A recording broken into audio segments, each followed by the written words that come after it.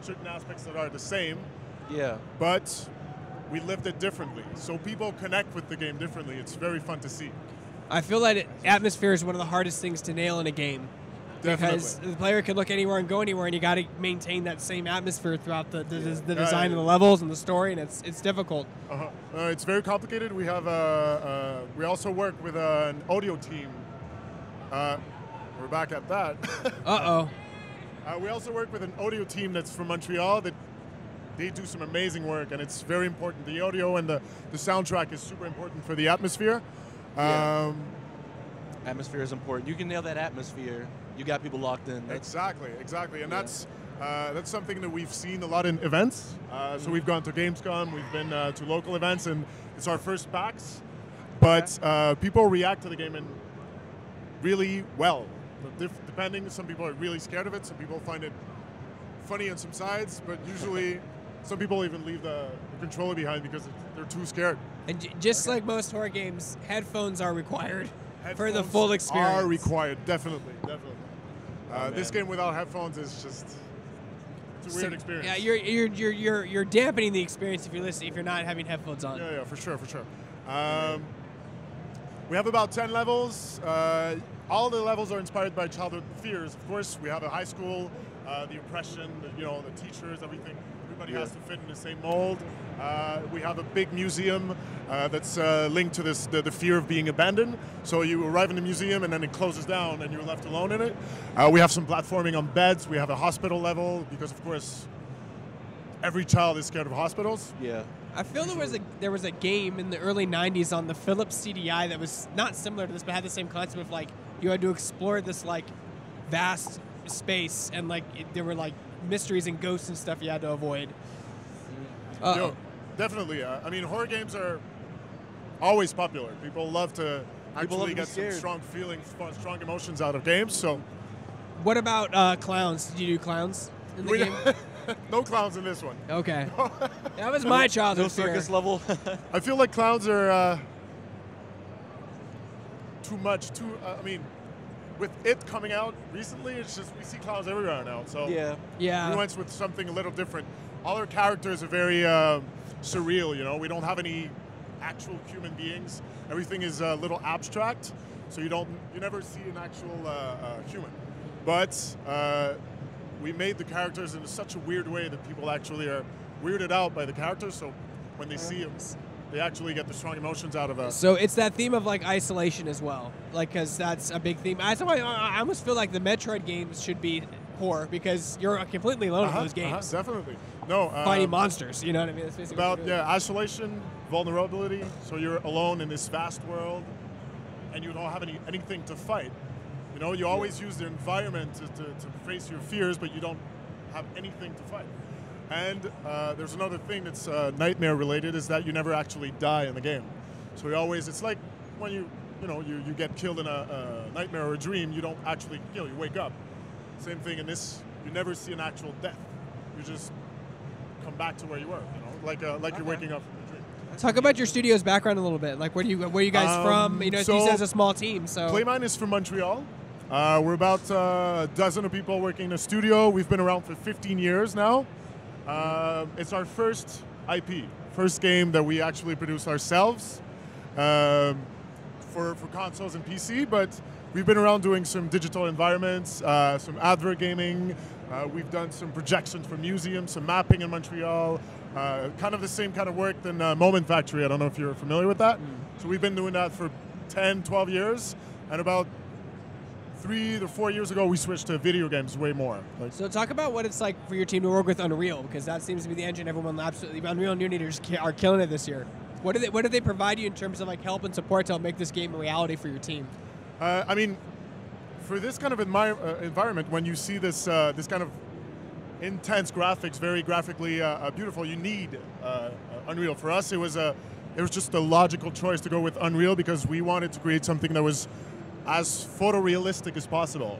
And we found it was too difficult because we did start the game way back. In Unity? In Unity. But it was a very different concept. It was a game that was made for the Kinect. actually. Oh. But Wow, that man. was like 5 years ago. And then You know- we started everything from scratch on Unreal, switched the team a little bit, and then we came out with this. That the Kinect gets a bad rap, man. The technology behind the Kinect is actually super impressive, especially the Xbox One Kinect. But I think I don't know what it was. I think it was a classic case of the hardware being way ahead of the software. You know what I mean? Because it did a lot of stuff, like it read body temperature, did all the facial recognition, did all this really cool stuff. But I mean, how do you implement that into a game? Well, you know what I mean? Yeah, I mean it's complicated, but the tool itself is amazing. It's a great amazing. concept. The possibilities with this it's amazing. But the fact is, for gaming, it didn't go. I like to think of it like as ahead of its time, kind of like the Power Glove. If you guys are familiar, I'm sure people have heard of the Power Glove, but like if you go and look at like what it actually did, you're like, oh my God, it's the Wii in 1987 or 1989. You know what I mean? Like they had that technology. It was just too. It was just too. See where far they were ahead. going. You can Yeah. really see what the goal was there. It just Absolutely.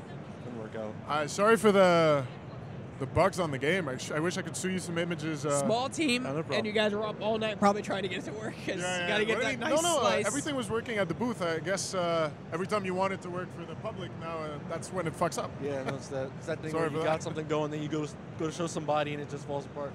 God damn it. Doesn't work. Yeah. A lot of personal stuff, I'm going to guess, in this game from the team about stuff they were scared of as kids. Yeah, of course. I mean, we had our narrative writer was very scared of hairdressers. So I was about to show you that, but we have a whole level in the hair salon.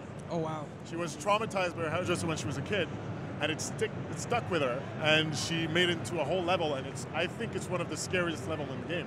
It's really, the tension is hard. It's a chase level, so you have a kind of a weird character chasing after you in the whole level. You go through the mirrors and everything, but the atmosphere in this level is just super tensed. It's so weird how like the young mind can take something so mundane like a hair salon, and that could be their worst nightmare. That's really interesting. That's the thing. Some fears are completely, how can I say that? They're not funded. They're not rational. Rational, exactly. I'm losing my words. French speaker here. They're not rational fears, but you make them into something so huge, so scary, because the imagination of a child has no limits, you know. Yeah. So that's what makes it the world such an intense universe, because it was created from a child's perspective. So you're always very small in your environments, but it's super scary because, of course, when you come back to your fears and everything, when you're bigger, you see that and you're way more rational, of course, and you're like, this was not scary at all. Well, it's like those fears as you're a kid. I mean, they help develop who you are as a person. You know, whether it's good or bad. I mean, it's still fear. It's like the cornerstone of your personality. To quote Westworld, you know, like that's to base stuff off having stuff in your life, and it helps develop who you are as a person. Definitely. That's why this game came out. I mean, it was in the mind of our creative director for years and years and years, and I mean, we got funded by the CMF, you know, the Canadian Media Fund. So, That's great. Yeah. I mean, but you're French, though. You know how French it is. Canadian. French Canadian. French Canadian. So it still counts. Yeah. So you know how it is in game development. It's very costly, and to have the budget to develop such a big game is very hard. So we were helped by the Canadian Media Fund, and that's how the project came to life. Montreal's at least last, I want to say 10 years. It just exploded. I mean, Ubisoft really brought a ton of game dev in that city. They definitely put them on the map. It's one of the top 10 hubs in the world for video games. Can you name Montreal is not a very big city. Can you name another three? Because I'm thinking San Francisco should be one of them, but I could be wrong. If you can, it's cool. I was just wondering. I think somewhere in Japan's got to be one too, right? It's got to be. Has to be. Nintendo's there. I mean, Nintendo alone. Japan, for sure. Nintendo alone there. It has to be it. Yeah. What was the other one? I know Texas has some game development down there. Texas has some. New Orleans had a ton for a while, but I think they lost the grant. Well, I guess that I had something there. I guess that. Oh my God, this is so bad. Here, you can figure it out if you need to do that, and we can talk while you're trying to figure that out. You know what? Let's do that. If that works. Okay, Yeah, New Orleans had that. Okay, remember years ago they had that MMO that was like going to be the WoW killer. That was the thing, right? It was a real-time world game where you played as like a vampire, a werewolf, or a witch. Do you remember this? And like you made real-time decisions in the world, and it changed dramatically. It was supposed to be the MMO to like and it just like got delayed, and then it vanished, and then like I think it came out and it was terrible. Oh man, just Dead on Arrival just came out. And was... I think there was a while there where MMOs were the thing, and then we saw that with MOBAs for a while too. Everyone was trying to get a piece of that pie, and they just completely flopped, all of them. I can't even tell you how many MOBA interviews I did the last 5 years, and then I just never hear from them again because they just don't. I mean, people play like one MOBA or two MOBAs, you know? Yeah, people usually find their game, their MOBA, and that's where they invest all their hours in. See, that's why I'll bring up Lawbreakers real fast, because I think that is an example of how times are changing, where there is no room for 3 arena shooters, there's room for 1. Yeah. You know, there's room for 1 MOBA, 1 arena shooter, 1 first-person shooter, 1, you know, RPG. Like, there's, unless it's a drastically different formula. Yeah, and that kind of sucks. I mean, you do want to see you want to see other companies throw their hat in the ring. You want to see multiple games of the genre. You do, and it sucks because when Lawbreakers had difficulty launching, there was another game called Amazing Eternals that they just pulled the plug on it. It was an arena shooter, but like they were just like nope. I mean, even Quake Champions is having trouble. You know what I mean? But it's not out yet. It's not out yet though, so technically it doesn't count. Yeah, jury's not out on them yet. They've still got time. Jury's still out on them, I should say. If you are just joining us, I am Greg Burke. This is Donovan. I'm going to call you Esquire. I just like it. I like that title. That could be your title, and not your last name, but your title. Donovan Esquire. He is not a lawyer.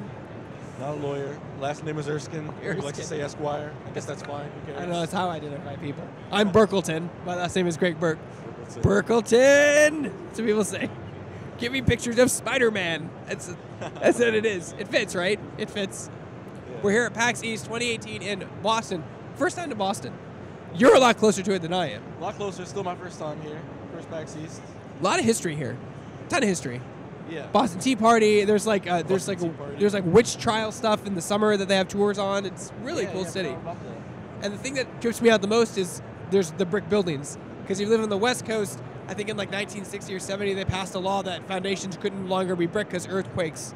Literally, the building just falls on top of itself. I never thought of that. So seeing brick buildings and like especially historic brick buildings is just really cool for me for the first time in Boston.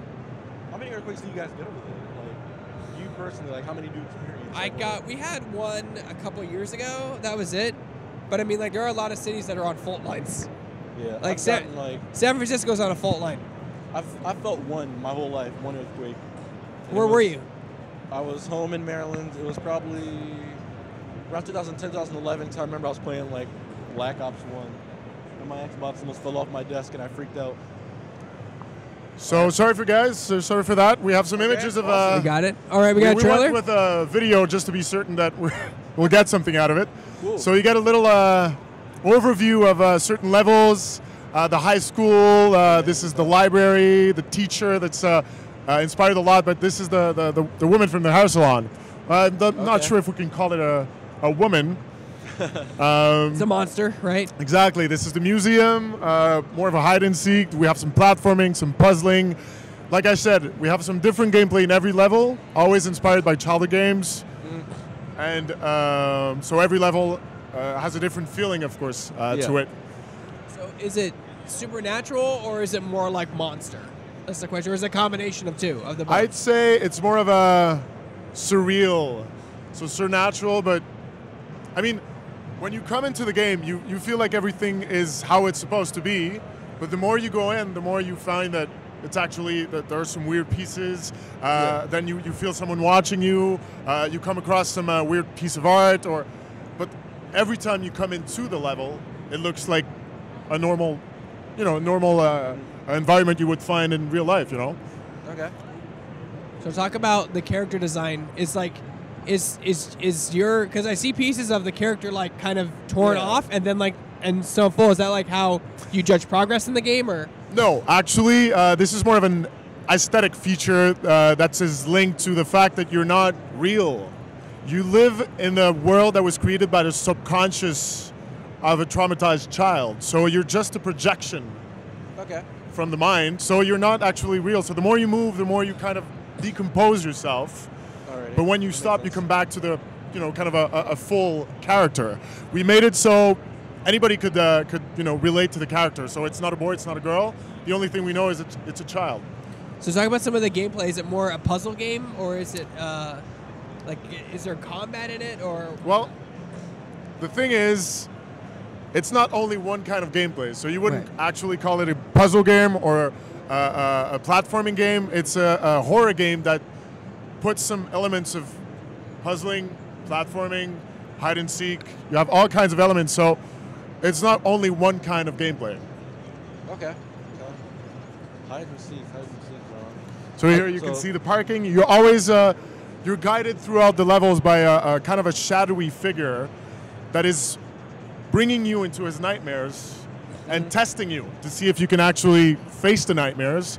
And the more you face them, the more you rebuild a trust relationship with that shadowy figure, and the more you rebuild his bedroom. Because we feel that the safest place for a child is usually in your room. It's your own little universe. It's where you put all your stuff. It's where you feel safe. And the first time you arrive in this game, the room is completely cold. There's nothing in it. It's lifeless. And the more you advance, the more you face your fears, the more you bring back artifacts from the nightmares and the memories, and the more you rebuild parts and parts of the bedroom until it's actually full of life, which means that your the relationship with the shadowy figure has been completely rebuilt. Okay. And that's also like a way of tracking progression a little bit. How the Exactly, world is changing exactly. over time. You talk about the importance of sound design in a horror game.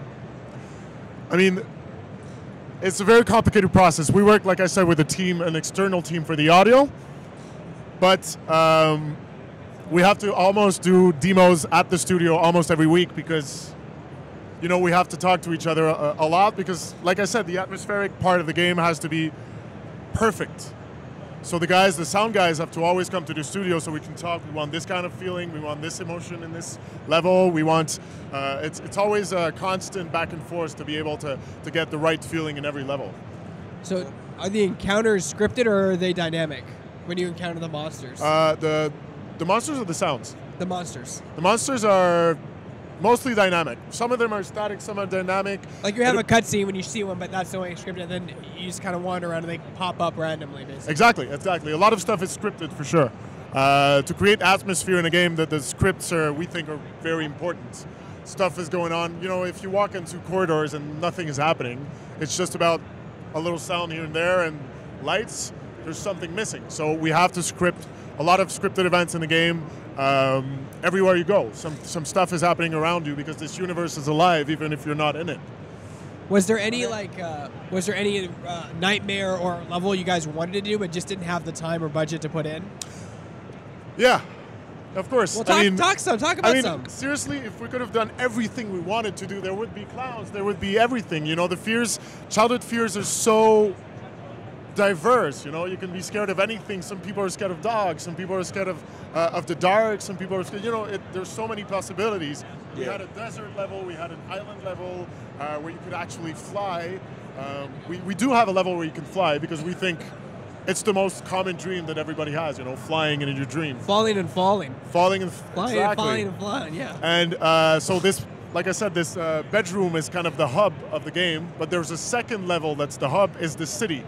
So every time you go out of the room, you arrive in this falling city. It's a flying city, actually.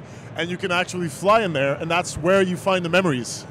So you fly in a city that resembles a lot like a brain, and a very abstract representation of the brain, but it looks like the synapse from a brain, and you actually go into the portals that bring you into the memories and the nightmares. And you always come back to these levels, of course, because they're part of the hub. What about any personal childhood fears from you personally? For me, and I'm still a little scared of that, it's the darkness. Darkness. Not able to see what's going on around you, where the sounds are coming from, not knowing anything. You know, darkness is the basic human fear, I think. This is Yeah, true. it can be scary. You know, What about you, Donovan? Childhood fear? Childhood fear. I mean, darkness is a good one. I like something you talked about earlier was just abandonment. As a child, you know, you look to your parents for stuff like that, especially out in public. You're at like a grocery store, in line, getting to the front of the register, you don't know where mom is. Stuff like that used to get to me a lot as a kid. I was scared of a lot of like horror movie characters, like Ghostface from Scream was a big one for me growing up as a kid. Definitely. Freddy Krueger, Jason, stuff like that. Yeah. Clowns for me was a big one. Yeah, really? Yeah, Clowns guy, You huh? must have loved it. No, the original, it scared the bejesus out of me. You seen It the new one? scared me. Yeah. Did you like it? Why are you asking me if I like the movie? You know, it's funny because I did like it in the theaters when it came out. I thought it was really good. But then when it came out on DVD and I watched it again, I'm like, this movie just pulls at member berries. I was like, it just pulls on the member berry strings. I'm like, it doesn't really, okay. Like, I don't know. Like, I liked it better when I saw it the first time. I don't know.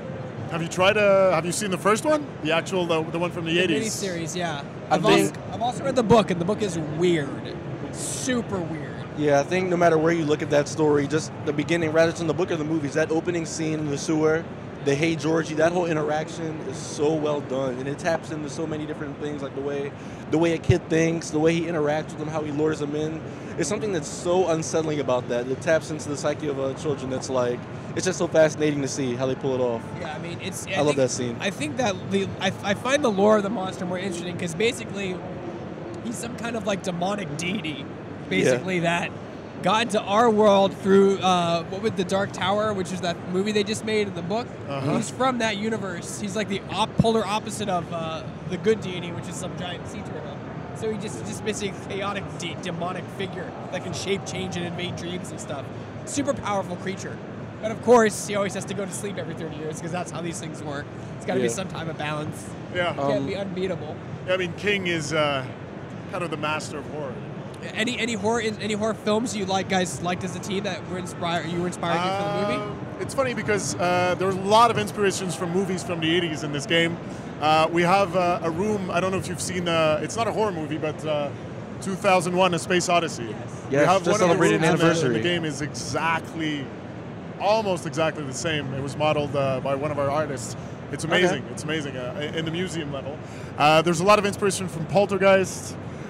Stranger Things, I don't know if you've seen the logo. There's big inspiration from Stranger Things on that. But this whole kind of a sci-fi horror kind is something we love, of course. What else? There was another movie that we really liked. Can't remember the name. Child's Play? Anything with Child's Play in there? Because I didn't like Dolls as a kid either. No, nothing with Child's Play. No Dolls. No. Oh man, that's another creepy one. That's another one that would have been creepy as hell. But like I said, small studio. Well, like you know that scene in Blade Runner with the guy who makes the androids. Yep. His house. That house scared the crap out of me. Do you remember that scene in the old Blade Runner? The Harrison Ford one. Yeah. The toy maker, the guy who made he had a house and it was just full of dolls. Just China dolls and toy dolls. That scared the crap out of me. Yeah. Let's give your artist more work. Let's have him make 90 different types of dolls and put them in your game. You can do that, right? He's got time for that. He's got 6 months. No, it's always, like I said, it's always a question of indie games, indie budget. Team. What's it been like seeing people play your game here at PAX? Well, I mean, people here at PAX, we have a brand new level for them. So it's the first time we show a second level of the game. Right now, we've had a few people play, and you'll get scared. You'll get scared. I mean, come and face your fears if you can. Some people are not, strong-hearted enough for that, but brave enough. Brave enough, exactly. Brave enough. So when somebody plays this game for a demo and they walk away from it because they're too scared, is that a success? Some of them have actually walked away because they were. I mean, we saw them. Some people were so scared they were jumping around and yelling in a booth. So they were just like, you know what, this is too much for me. And for you guys, that's mission accomplished for you guys. For us, it's perfect. It's exactly what we want. Okay. Exactly what we want. After that, the goal would be for them to face those fears. That's the goal of the game, and it's. Actually, if you want the concept, the basic concept that we wanted people to feel while playing this game is the inner child. So this child being that we all have inside ourselves that we sadly are pushed to disconnect from because society is, you have to be serious, you have to get a job, you have to stop playing, you have to, responsibilities. But for us, the message is you have to stay connected because this kid being is still inside of you. And if you abandon it, you disconnect from it, you're not full, you're not whole. You're missing a part of yourself. Being able to play, to laugh, to just, fool around is, whatever age you are, is really important. What platforms are you aiming for at launch? So we're going to launch on PC, PlayStation, and Xbox. What about Nintendo Switch? It's the hot ticket item, man. We'd love it, but it's a mobile stage. It's a mobile console, so it's really hard on optimization and stuff like that, but if the sales are good and we actually get the budget to port it, why not? Switch, I mean, it's an amazing platform. Well, our CEO loves their nindies, and you guys are. If you guys can become a nindy, I know that platform's just incredible. I know, I love it. You guys have been developing. How long have you guys been working on this? We've been working on the game for 2 years. Okay. 2 years now, and So we're supposed to release in September. I mean, we have games now that are just bypassing Steam and just like, nope, only on Switch. I know. It's like that platform is just, it's the new Steam. I know. Almost. I know. And It's people are perfect. announcing on it. I've been wanting to buy a Switch myself for quite since it came out. But you're too busy working on the game. Well, I mean, busy working, and it's you know how it is. $80 games on the Switch. $80. It's hard on the money. For us, sorry, $80 Canadian. Canadian. Yeah. Canadian dollars. My bad. Damn, that is expensive. It is expensive. So That is. But I I mean- played 100 hours of Skyrim, but I have to pay $80 again to buy it. On Switch. Good old So Skyrim. that's the only bad part about it. But as soon as I have the money, I'm gonna throw it at Switch. Gotta throw it. At least you guys have plenty of bases covered. I mean, Xbox, PlayStation, Steam. I mean, you got a pretty good window of I platforms think- covered. We're good for now, but if we can't port it on Switch, Yeah. we have to try. Yeah. Yeah, we have to try for sure. What's the hardest part about making a horror game? That's a Well, good I mean, fears are very subjective. This is true. Very subjective. So being able to put, and it's a visual game. There's no text, no dialogue. It's completely clean. The UI is almost completely clean. There's no HUD either, right? There's no Nothing. life. It's just you. There is sometimes some little icons to show you that you can interact with stuff, but that's it. That's it. So, I mean, it's good for us because no localization. But apart from that, it's even harder to actually get the people to be scared without any text or dialogue. So you can't put the people in contact with some story, backstory, narration. It's completely visual. So sound and visual. So this was the big challenge for us. So we have a lot of playtests all the time to see if people actually react the way we want to the game.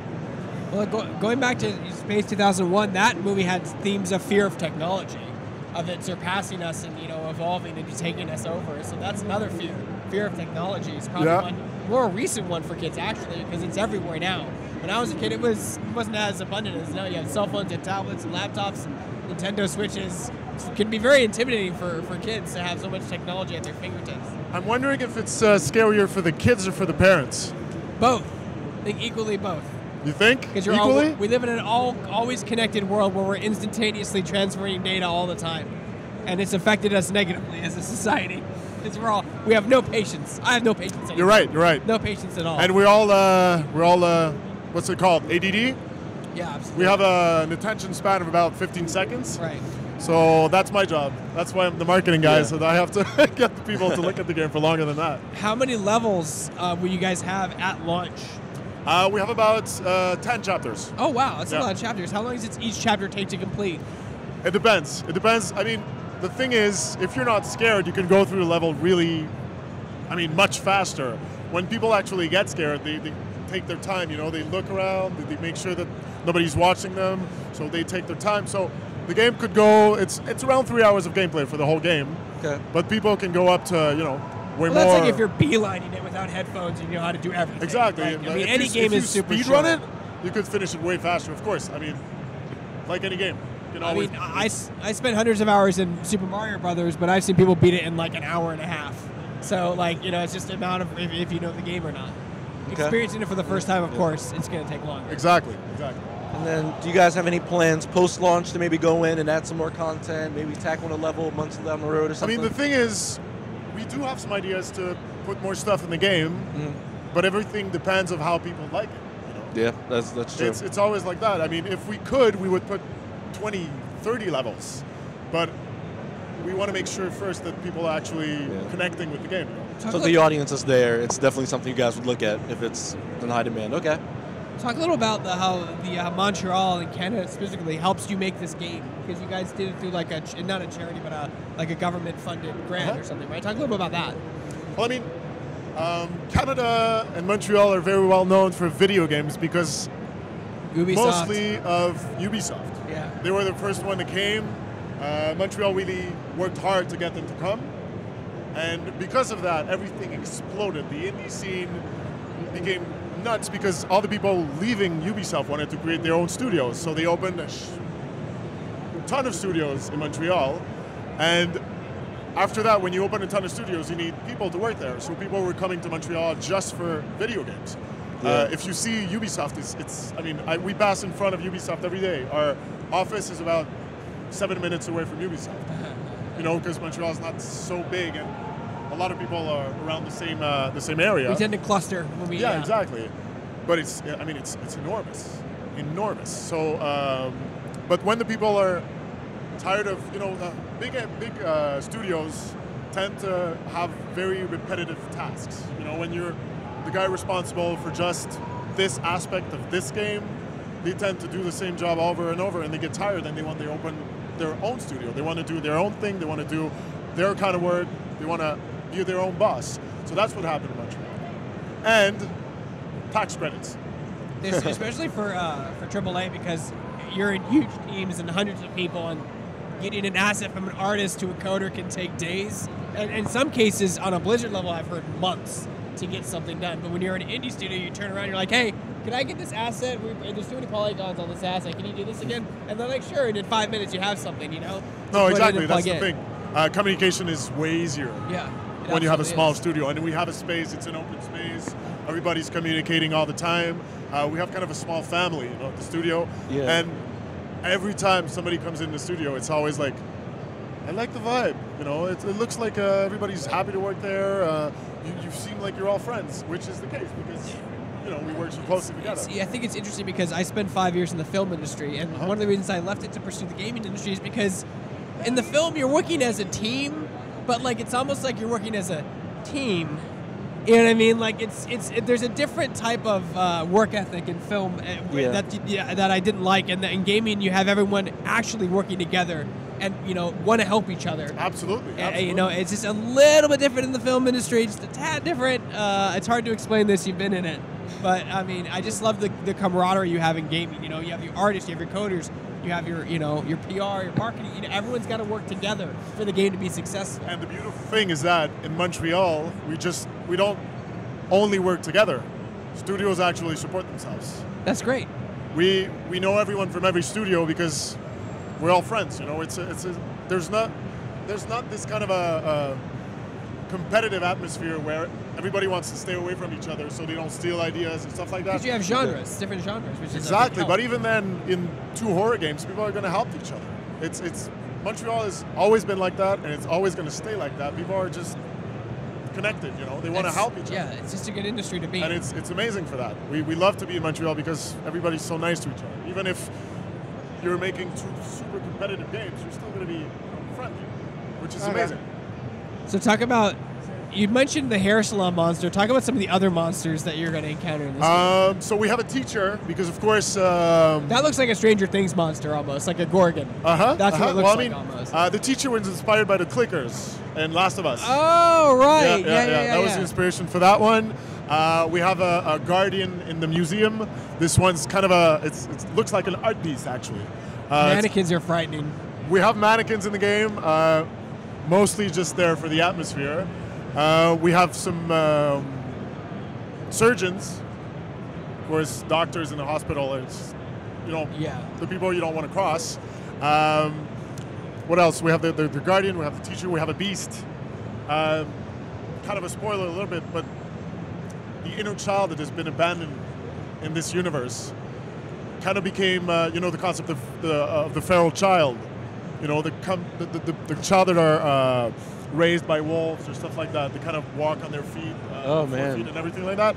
So the inner child that was left at the end of the universe, at the bottom of it, kind of transformed into something not really human. So we have that as well. That's kind of the final encounter in the game.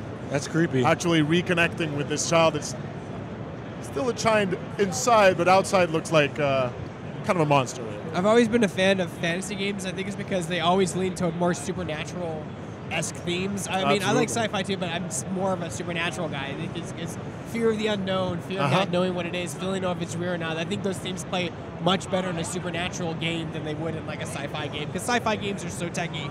They're always like, their science can explain everything, which it can in our world, in that sci-fi world, but fear of the unknown and unexplained is what makes horror games. Exactly. And in this game, the fact that you don't have control over everything, no weapons and everything, it's even harder. The horror is even, how could I say that? The horror is even deeper when you don't have any weapons or you're not in control. And you're never in control of your dreams, except if you're a lucid dreamer or something like that, of course.